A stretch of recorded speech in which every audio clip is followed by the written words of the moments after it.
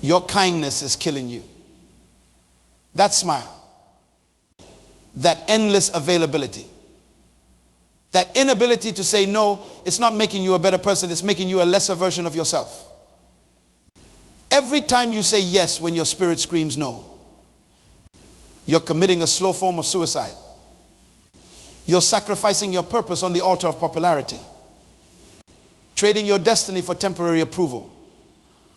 The graveyard is full of people who were too friendly to fight for their dreams, too nice to nurture their potential, too afraid of disapproval to disappoint anyone but themselves. You are losing something right now. Every minute you spend trying to make everyone happy, you lose a part of yourself. Your potential is bleeding away while you smile and nod and say yes to things that steal your time, your energy, and your purpose. I want to talk to you today about something that might sound strange at first. Stop being too friendly. No, I'm not telling you to be me. I'm not saying don't care about people. What I am saying is that many of you are killing your future by trying to please everyone around you. You are so busy being nice that you have no time left to be great. Let me tell you about something that happened to me years ago. I was sitting in my office late one night, working on a project that wasn't even mine. A colleague had asked for a little help, and somehow I ended up doing his entire presentation. My phone kept ringing, people wanting advice, wanting my time, wanting favors. And I said yes to all of them. My desk was covered with other people's priorities.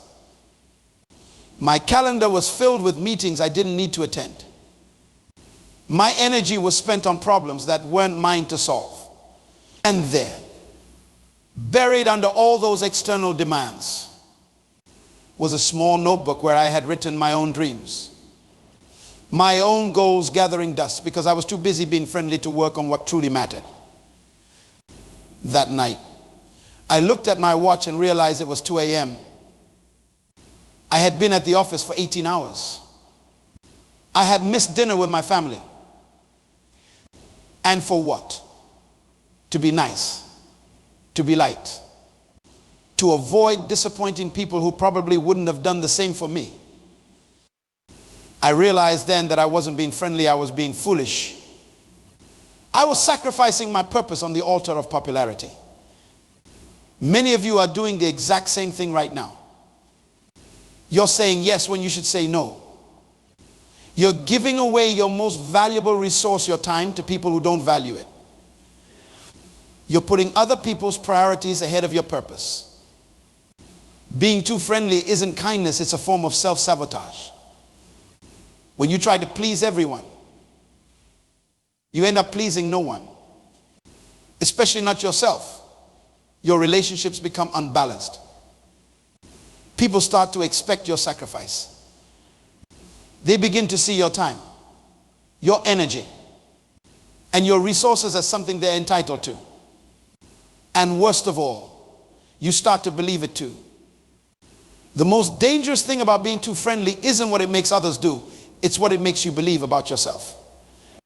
You start to think your value comes from how much you give away, how available you are, how much you sacrifice. You begin to measure your worth by how much others need you rather than by how true you are to your purpose. Let me tell you what happens when you're too friendly. First, you become exhausted. Your energy isn't unlimited. Every time you say yes to something that isn't aligned with your purpose, you're saying no to your potential. You can't pour from an empty cup. And many of you are running on fumes because you've given everything away.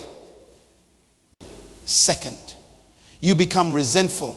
It starts small, a tiny voice in your head wondering why you're always the one picking up the slack.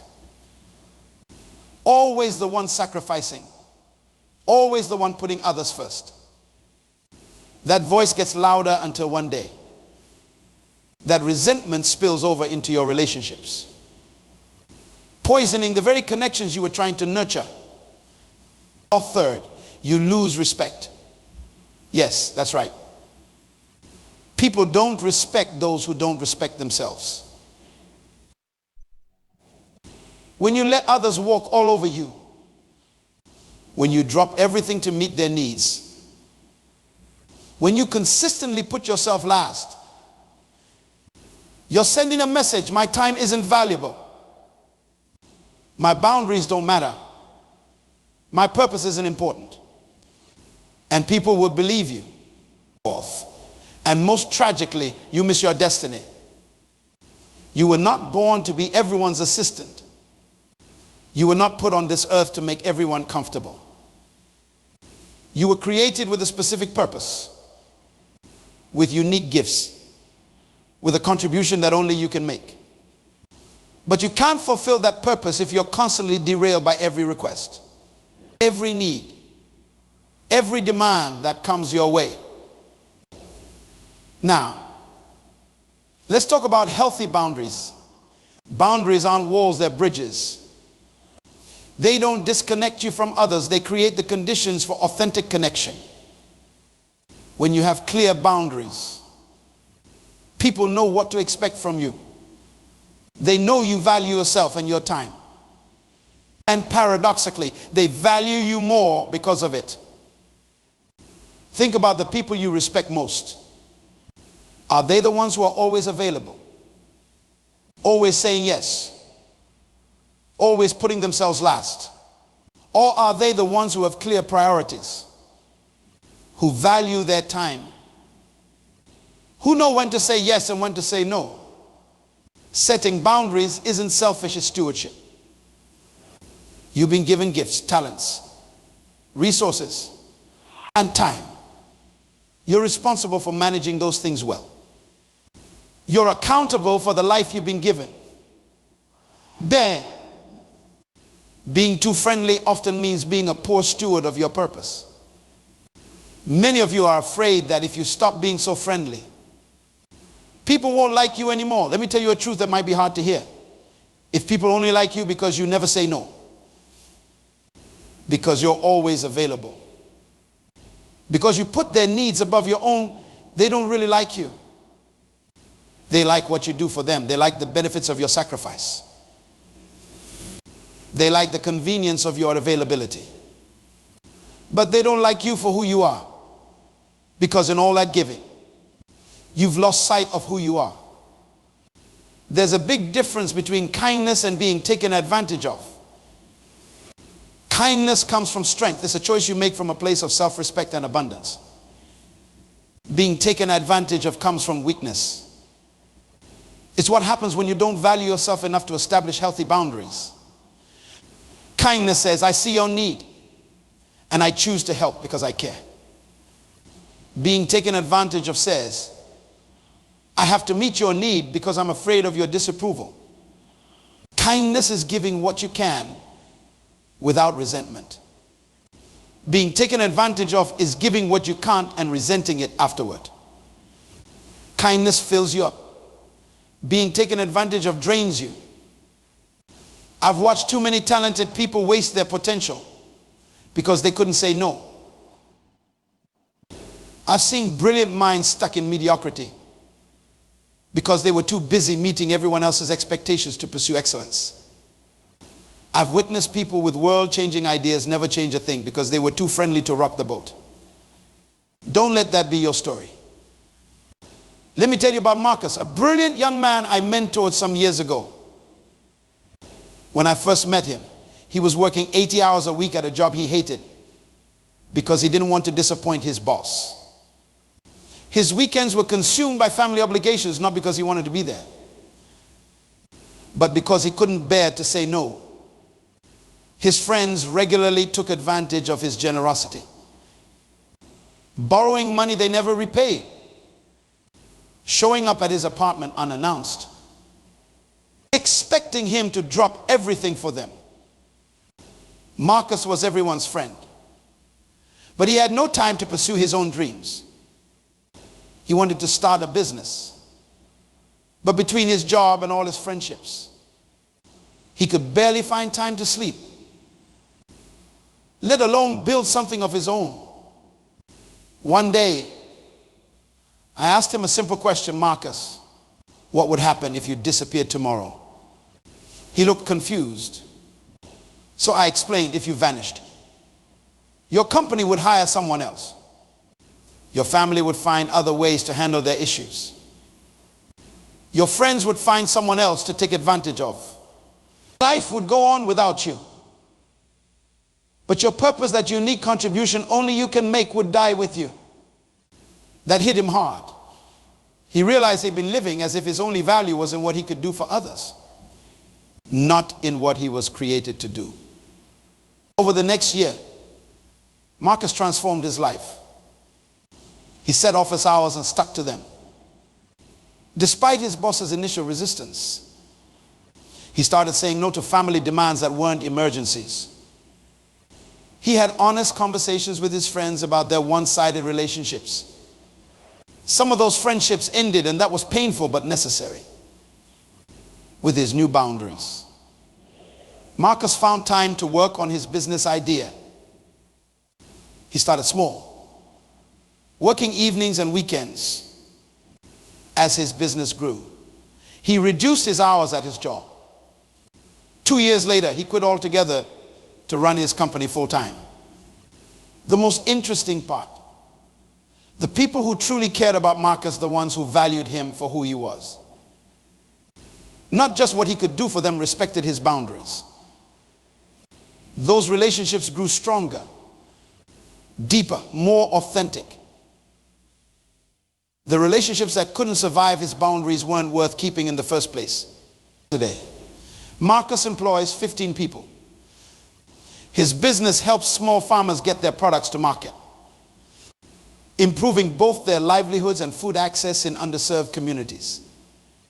He's making a difference in the world, a difference that never would have happened if he had kept being too friendly. I'm not saying you should stop caring about people. I'm saying you should start caring about your purpose even more. Think about an airplane emergency. What do they tell you?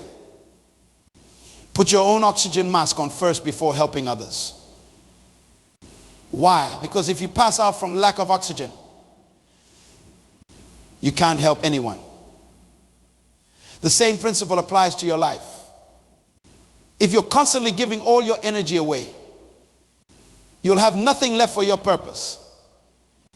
And if you never fulfill your purpose, the world loses the unique contribution only you can make. Your time is not a renewable resource. Once it's gone forever. Every minute you spend on activities that don't align with your purpose is a minute you'll never get back. Every yes to something that doesn't matter means a no to something that does. Stop being too friendly with your time. Stop being too generous with your energy. Stop saying yes when your spirit is screaming no. This isn't about becoming selfish. It's about becoming focused. It's about recognizing that you can't be all things to all people, and you weren't meant to be. It's about understanding that the greatest gift you can give to the world isn't your compliance or your constant availability, it's your authentic contribution. Your purpose fulfilled. Your potential realized. Many people live their entire lives without ever drawing a line, without ever saying, this far and no further. They become human doormats, letting everyone and everything walk over them. Then they wonder why they feel empty, exhausted, and resentful. They wonder why their dreams never materialize, why their goals remain out of reach, why their purpose goes unfulfilled. The answer is simple. They were too friendly with the wrong things and not friendly enough with the right ones. Too many people have built their prison with the bricks of accommodation. They have constructed walls of compliance around their potential. They have fortified these prisons with the cement of fear, fear of rejection, fear of disapproval, fear of being alone. And now they sit inside these structures they've built, wondering why their lives feel so confined, so limited, so far from what they dreamed. The key to freedom is in your hand right now. That key is the word no. 2 letters, 1 syllable, infinite power. When you learn to say no to what doesn't serve your purpose, you create space to say yes to what does. Most people have this backward. They say yes to everything, then wonder why they have no room for their priorities. Your no is as important as your yes, maybe more important. Every great achievement in history came from someone who said no to distractions and yes to focus. Every breakthrough, every innovation, every movement forward happened because someone refused to scatter their energy and instead concentrated it on what mattered most. I have seen countless talented people who couldn't say no. They were smart, capable, full of potential, but they never achieved what they were capable of because they couldn't refuse the constant demands on their time and energy. Meanwhile, I've watched people with half their talent accomplish twice as much simply because they understood the power of no. No is not a rejection of others. It's a protection of yourself, your time, your energy, your purpose. It's an acknowledgement that your resources are finite and must be stewarded wisely. The strongest people I know aren't the ones who say yes to everything. They're the ones who know exactly when to say no. Their no comes from confidence, not fear. It comes from clarity, not confusion. It comes from understanding their worth, not questioning it. Many of you spend your days reacting to other people's urgencies, responding to every buzz of your phone, every notification, every request for just a minute of your time. Those minutes add up. Those interruptions compound. Soon, your life isn't yours anymore. It belongs to whoever makes the loudest demand. Stop giving away your power. Stop handing control of your life to others. Start saying no to what doesn't align with your purpose. And watch how quickly you start moving toward your goals. Now, let's talk about respect. Many people believe that being agreeable is available and accommodating earns them respect. This is one of the biggest lies in our culture today. Real respect doesn't come from making yourself small so others can feel big.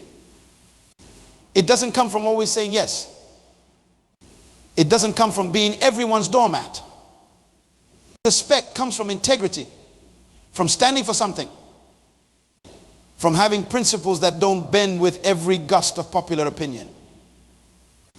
It comes from valuing yourself enough to expect others to value you too. It comes from knowing your worth and refusing to accept less. When you have clear boundaries, when you say no to what doesn't serve your purpose, people might be temporarily disappointed or even angry. But in the long run, they will respect you for it. They will understand that your time and energy are valuable. They will see that you are someone who knows their worth. Contrast this with what happens when you're too friendly, too available, too eager to please. Initially, people might seem happy with you, but over time, they start to take you for granted. They expect your sacrifice. They assume your compliance. And slowly, subtly, they begin to lose respect for you. I've seen this pattern play out hundreds of times. The person who never says no becomes the person everyone asks first, not because they value them, but because they know they won't refuse. The person who drops everything for others becomes the person others drop when something better comes along. The person who puts themselves last becomes the person others put last too. Building respect through boundaries isn't about being harsh or cold. It's about being clear and consistent. It's about communicating your expectations and holding to them. It's about teaching others how to treat you by how you treat yourself. If you want others to respect your time, you must respect it first. If you want others to value your energy, you must value it first. If you want others to honor your boundaries, you must honor them first. Here's a hard truth many of you need to hear. Some of the relationships in your life are toxic. Some of the people you're bending over backward to please are taking advantage of you. Some of the connections you're desperately trying to maintain are draining you rather than sustaining you. Not all relationships deserve your energy. Not all connections serve your purpose. Not all people in your life want what's best for you. How do you identify these toxic relationships? Look for these signs. You feel exhausted after spending time with them. Not energized. They take far more than they give. They only contact you when they need something. They disappear when you're going through challenges of your own. They resist or ignore your boundaries. They make you feel guilty for prioritizing your needs or pursuing your goals. Your success seems to make them uncomfortable or resentful. They consistently undermine your confidence or question your decisions. You find yourself apologizing for things that aren't your fault. You feel like you're walking on eggshells around them. If several of these signs sound familiar in a relationship, you need to make some hard decisions. Sometimes the most loving thing you can do both for yourself and ultimately for them is to create distance. Some relationships need healthy space. Others need to end entirely. This isn't about casting blame or harboring resentment. It's about recognizing that just as you have a purpose, you also have priorities. And if a relationship consistently pulls you away from your priorities rather than supporting them, that relationship may be costing you more than it's worth. I'm not saying cut people off at the first sign of difficulty. I'm saying assess the pattern, not the isolated incidents. I'm saying look at whether the relationship, on balance, adds to your life or subtracts from it. I'm saying consider whether this connection is moving you toward your purpose or away from it. Your time on this earth is limited. Your energy is finite. You cannot afford to invest these precious resources in relationships that deplete you rather than develop you. This brings me to a critical point. Your purpose and your priorities must align. Many people claim to know their purpose but set priorities that contradict it completely. They say they want to build a business, but prioritize watching TV over working on their business plan. They say they want to be healthy, but prioritize convenience over nutrition. They say they want deeper relationships, but prioritize social media over real conversations. Your priorities reveal your true purposes, not the ones you talk about, but the ones you actually live by. If you want to know what you're really committed to, look at how you spend your time, your energy, your money. Look at what you say yes to and what you say no to. Look at what gets your best and what gets your leftovers. If your current priorities don't align with your stated purpose, one of two things must change. Either your priorities or your purpose. Either start living what you claim to value, or be honest about what you actually value based on how you live. Being too friendly often leads to a total misalignment between purpose and priorities. You say your family is your priority, but you can't say no to your boss. So you miss your child's recital. You say your health is your priority, but you can't say no to social obligations. So you skip exercise and sleep. You say your business is your priority, but you can't say no to distractions. So your business stagnates. Stop this cycle.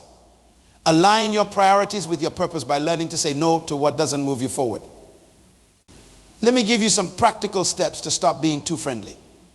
First, get clear on your purpose. You cannot protect what you don't identify. Write down your personal mission statement. What were you created to do? What contribution are you meant to make? What problem are you here to solve? Unless you know your purpose, you won't know what deserves your yes and what deserves your no. Second, audit your current commitments. Make a list of everything you said yes to, every obligation, every responsibility, every recurring activity. Next to each one, write whether it aligns with your purpose or not. Be brutally honest. You'll likely find that many of your current commitments are taking you nowhere near your goals. Third, create scripts for saying no. Many people struggle with no because they don't know how to say it gracefully. Prepare simple, clear, kind ways to decline requests. Practice them until they feel natural. Remember, you don't need to explain or justify your no. I'm not able to take that on right now as a complete sentence. So forth. Start small. Don't try to transform all your relationships overnight. Begin by setting boundaries in low-risk situations. Say no to the telemarketer. Decline the optional meeting. As you build this muscle, gradually apply it to more important areas of your life. Fifth, expect resistance. When you start setting boundaries, people will test them. They're used to your yes, and they won't give it up easily. Some will push back. Some will try to make you feel guilty. Some might even get angry. Stand firm. The temporary discomfort of maintaining your boundary is nothing compared to the permanent resentment of continually crossing it. Sixth, surround yourself with boundary respecters. Seek out people who honor your no, who don't take your time for granted, who respect your priorities. These healthy relationships will give you strength to address the unhealthy ones. Finally, celebrate your progress. Every time you successfully protect your boundaries, acknowledge it. Every time you say no to what doesn't serve your purpose, recognize the victory. You're reclaiming your life one decision at a time. Let me tell you about Sophia, a woman who attended one of my leadership conferences several years ago. When I met her, she was exhausted, burned out, and resentful. As a community organizer, she had been saying yes to every request, every committee, every cause. She worked 70-hour weeks, was available by phone 24/7, and hadn't taken a vacation in 3 years. Her health was suffering. Her relationships were strained. And despite all her work, her impact was limited because she was spread too thin to excel at anything. During our workshop on boundaries, something clicked for Sophia. She realized that by trying to help everyone, she was actually helping no one effectively, least of all herself. She committed to making a change. It wasn't easy. She had to step down from several committees. She had to start turning off her phone after 8 p.m. She had to learn to delegate tasks. She had always handled herself. Some people in her community were upset, even called her selfish, but she held firm. With her newfound time and energy, Sophia focused on the one area where she could make the greatest impact: youth mentorship. Rather than being involved in a dozen initiatives superficially, she poured herself into this one area deeply. 2 years later, I received a letter from Sophia. Her youth program had expanded to 3 locations and was showing measurable results in keeping at-risk teenagers in school. She had trained 10 other mentors who were now leading their own groups. She had secured stable funding through grants. She actually had time to write properly. Her health had improved dramatically. Her closest relationships were stronger than ever.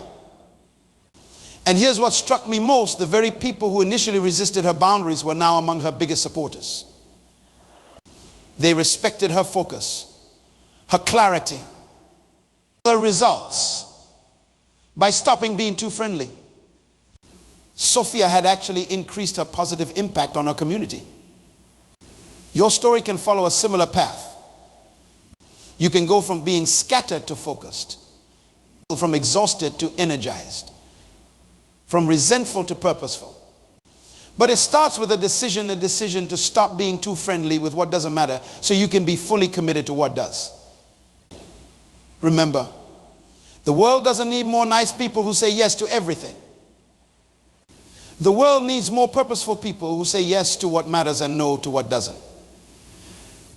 The world doesn't need more people pleasers. It needs more difference makers. And you cannot make a difference if you're too busy making everyone happy.